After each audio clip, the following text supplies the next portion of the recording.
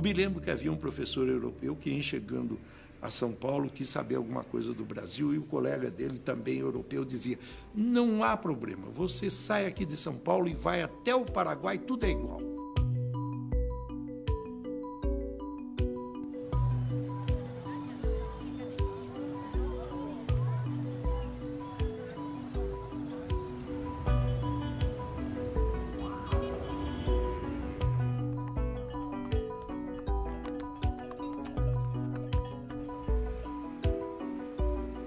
Se eu tivesse que dizer alguma das coisas que eu penso sobre o meu país, eu começaria por dizer que ele ainda tem raízes pré-históricas, lá no noroeste da Amazônia, nos Yanomamis, e tem regiões autodesenvolvidas que copiam os esquemas das infraestruturas modernizantes da ocidentalidade. E também eu diria que, em termos de futuro, ele tem os recursos hídricos mais importantes do mundo. Existem muitas maneiras de abordar esse país imenso de escala continental chamado Brasil. Eu, pessoalmente, trabalhei com os domínios de natureza no Brasil. Quais são os domínios de natureza diferenciados entre si, existentes nesse conjunto territorial imenso? Quando se fala dos domínios de natureza no Brasil, do ponto de vista da realidade geográfica do fim do século e do fim do milênio, nós temos que logo prevenir os ouvintes de que todas essas áreas sofreram o resultado positivo ou negativo das ações humanas acumuladas ao longo da história de 5 séculos. E, nesse sentido, o Brasil apresenta um mosaico muito complexo. Cada área dessas teve processos evolutivos nas suas zonas rurais e na instalação de suas redes urbanas de um modo bastante diferenciado. O lado negativo é a destruição das coberturas vegetais e a perturbação dos ecossistemas naturais.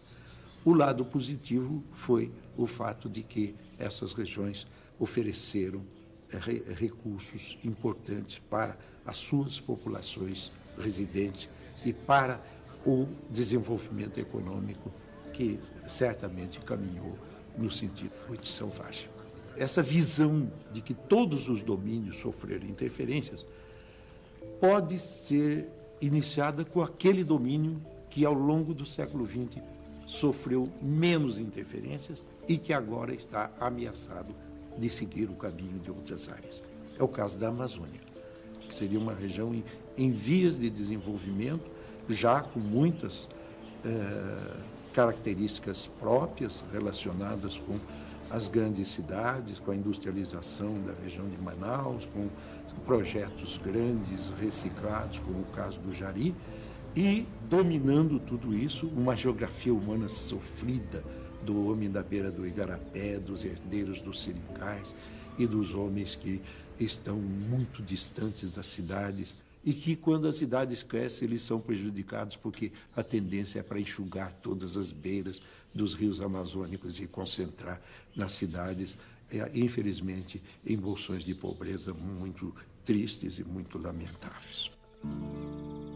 Essa depressão gigantesca é caracterizada por um relevo de tabuleiros ondulados, baixos platôs, e forma, dentro do Brasil, uma das mais gigantescas redes de rios de todos os tipos.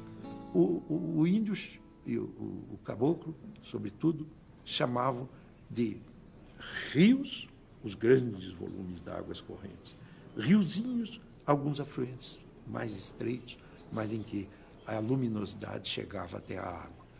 E aqueles riachos que percolam as florestas e às vezes até são escondidos pelas copas das árvores e que servem de trânsito para canoas, o índio desde cedo chamou de Igarapé, ou seja, o caminho da canoa.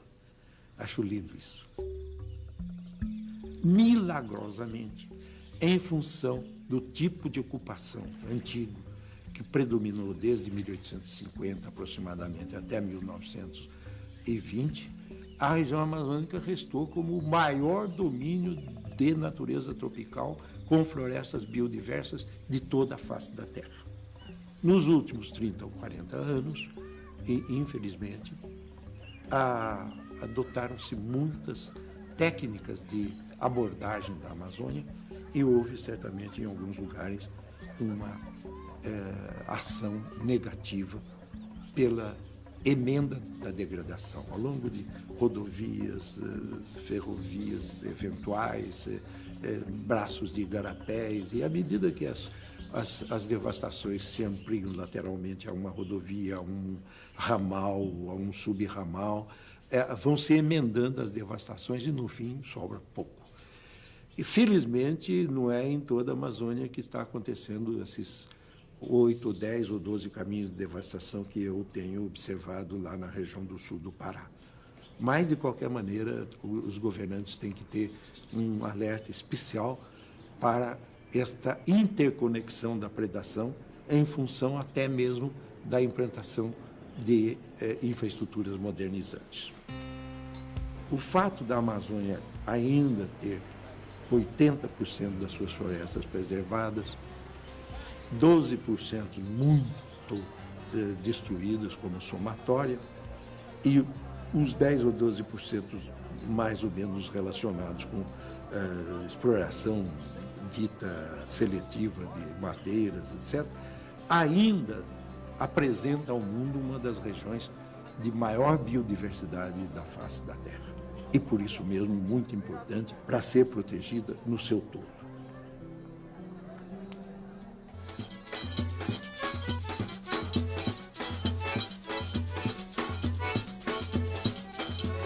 O domínio de natureza que recebe o nome de caatingas e que, na realidade, é um domínio de vegetação semiárida complexa, com muitos ecossistemas semiáridos, esse domínio ocupa 750 mil quilômetros quadrados da área. Nesse domínio, o grande traço característico é que tudo aquilo que está entre uma chapada e outra chapada é semiárido. Clima muito quente, de 27 a 29 graus de temperatura média anual, o que é uma exceção no mundo. E, ao mesmo tempo, com precipitações escassas para esse nível de calor. Então, existe uma evaporação muito grande das águas que tombam, e como elas não são muitas, então, os problemas começam por aí. Que o fato número 1 é que esta região, tão quente e com chuvas tão escassas, é a região semiárida mais povoada do mundo. De um modo geral, todo ano no Nordeste tem um período de seca. Só que de 12 em 12, 11 em 11, 13 em 13 anos, o período de secas pode ser muito mais prolongado e muito mais catastrófico. Então, unindo tudo isso, a região mais povoada do mundo semiárido, né, da face da terra, dificuldades de produtividade agrícola, extensão desmesurada de fazendas de criação de gado e cidadezinhas múltiplas dependendo de águas para o abastecimento familiar e domiciliar. Isso tudo tem reflexos muito sérios dependentes dessa situação climática. Só gente que tem dinheiro ou que força o governo a fazer furos em certas áreas é que obtém água subterrânea.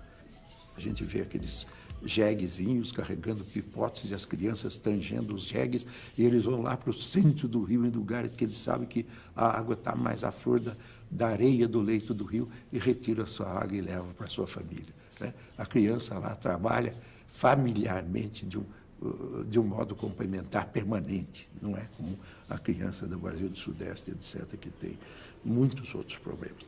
Agora, as outras fórmulas de obter água são muito simples, muito arcaicas. Os nordestinos colocam sobre potões de cerâmica rústica na beira dos telhados, vários potões para receber a carga d'água de cada alinhamento de calha, não é? Mas isso não dá para quase nada. em função disso, a gente tem que saber que a água que é possível de reservar por esses processos mais rústicos é menor do que a água de que qualquer pessoa aqui do Sudeste gasta num banho, sendo que aquela água é para durar durante todo o período seco. Né? Isso é um drama que me amola muito e inclusive, a gente vai aprendendo a economizar água até na região que tem muita água, porque sabe que alguém está precisando da água para cozinhar, para beber, para banho, etc., para higiene pessoal. Isso tudo falta. Oi, ai, o meu suspiro apaixonado, moça bonita. Oh, oh, oh, vida de gado. Ei. O terceiro domínio é o domínio dos planaltos centrais, nivelados nos seus topos por apreitamentos antigos, é aqui aos quais nós chamamos de domínio dos chapadões centrais, recobertos por cerrados e cerradões e campestres e interpenetrado ao longo dos vales e das regiões mais deprimidas por corredores florestais, com grande número de palmáceas que, de resto, são altamente decorativas na visão paisagística. O Brasil tropical atlântico é muito úmido desde a fronteira do Rio Grande do Norte com a Paraíba até o extremo sul do país. É aquilo que os ambientalistas e ecologistas simplificam chamando de área da Mata Atlântica. A essa região eu resolvi aproveitar um termo de Pierre de Fontaine chamado Mar de Bolos.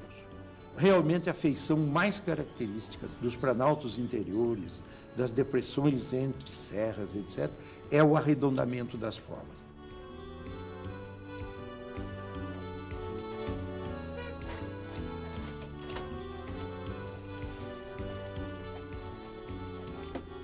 Essas regiões acabaram por ter uma organização complexa e uma auto-organização. As suas elites participaram de uma evolução cultural e de uma evolução infraestrutural de grande importância. Quer dizer, do ciclo do café se geram recursos que passam depois para o ciclo das ferrovias, que alimentam a imigração europeia e asiática para o Brasil, e, de repente, um estado como São Paulo conseguiu ter infraestruturas mais rápidas, modernizantes do que o restante do Brasil. Né? E hoje, os que pensam o Brasil como um conjunto sabem que São Paulo tem uma dívida com o Brasil, visto no seu todo, porque outros setores do Brasil permaneceram muito simplórios, muito relacionados com aquilo que a gente chama de geografia humana sofrida, os setores do Nordeste, as selvas da Amazônia. As pessoas, em função das crises econômicas, as pessoas que têm mais recursos empregam sempre na construção civil e, com isso, tem edifícios de mais e gente de menos dentro dos edifícios. À noite, quando se apagam as luzes da cidade, olhando os edifícios, tem 3, 5, 7 luzes acesas, o que é dramático e que representa um alerta para os governantes e para as pessoas que se dedicam à construção civil.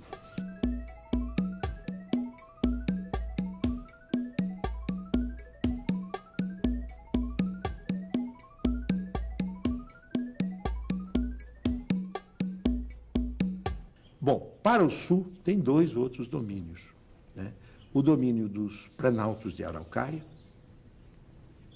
que são altiplanos, no Paraná, talvez algumas das terras altas mais contínuas do Brasil. Esses altiplanos revestidos por campos nas áreas sedimentares e por bosques densos nas áreas de terras melhores, têm a característica de terem espécies emergentes de grande extensão no passado e que agora, em função dos tais ciclos de especulação agrária, estão desaparecendo quase por completo em algumas áreas. Hoje, se não houver um esforço para preservar os pinhais do Paraná pelo menos como símbolo de uma região fitogeográfica especial, nós não teremos mais memória daquilo que era o principal componente desse domínio, ou seja, o Planalto dos Pinhais paranaense. E mais para o sul, mas em muito pequena área, se estende a campanha gaúcha. A esse domínio eu chamei de domínio das pradarias mistas, interpenetrado por florestas galerias de caráter biodiverso e subtropicais. Note bem que elas não existem mais, porque a extensão desmesurada das plantações de arroz no Rio Grande do Sul se fizeram exatamente nas planícies que eram ocupadas por estas galerias subtropicais.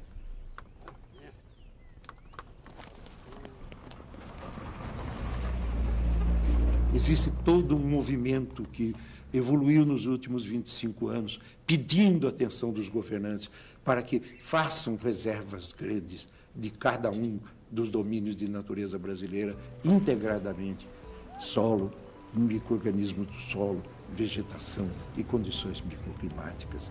Essas unidades foram espalhadas pelo Brasil inteiro, graças a ações de pessoas esclarecidas, de pessoas voltadas para a problemática da conservação. Às vezes, pequenos espaços têm que ser também preservados, como, por exemplo, certas ilhas de cactos que sobraram no meio de áreas montanhosas. Essas ilhas de coisas que representam os climas do passado precisam ser defendidas a todo custo. Na realidade, existem tantos Brasis quanto aqueles que a gente pode identificar no território. E em todas essas áreas também tem conotações de regiões culturais diferenciadas. Não dá para dizer que só tem um Brasil caiçara e caipira e depois um Brasil homogêneo no restante do conjunto. Na realidade, existem muitas áreas culturais diferenciadas e que estão sobrepostas a cada um desses domínios de natureza, sem que nisso haja nenhum determinismo. Então, o problema número 1 é discutir cada região dentro das suas originalidades.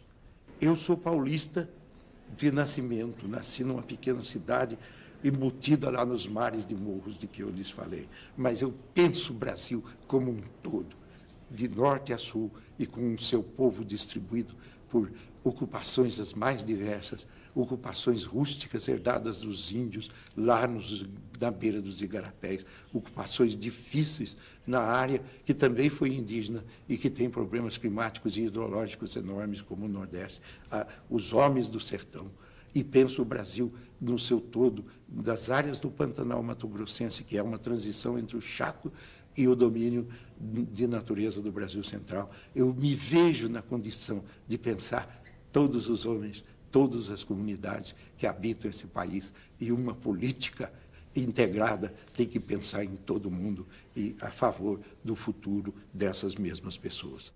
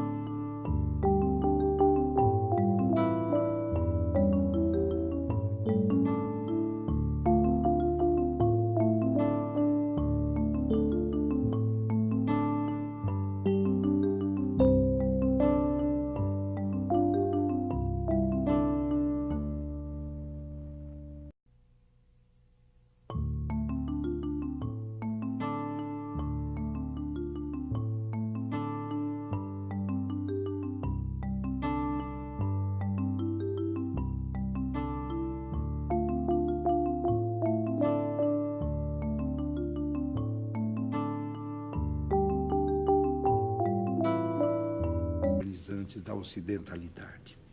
E também eu diria que, em termos de futuro, ele tem os recursos hídricos mais importantes do mundo. Existem muitas maneiras de abordar esse país imenso de escala continental chamado Brasil. Eu, pessoal,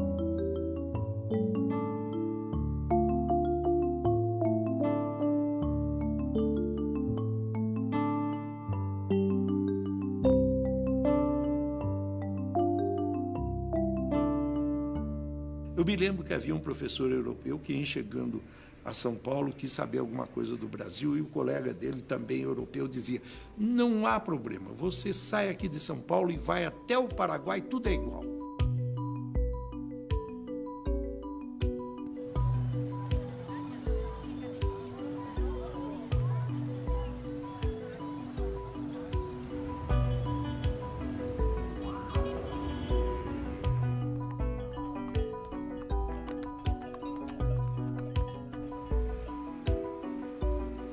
Se eu tivesse que dizer alguma das coisas que eu penso sobre o meu país, eu começaria por dizer que ele ainda tem raízes pré-históricas, lá no noroeste da Amazônia, nos Yanomamis, e tem regiões autodesenvolvidas que copiam os esquemas das infraestruturas modernas.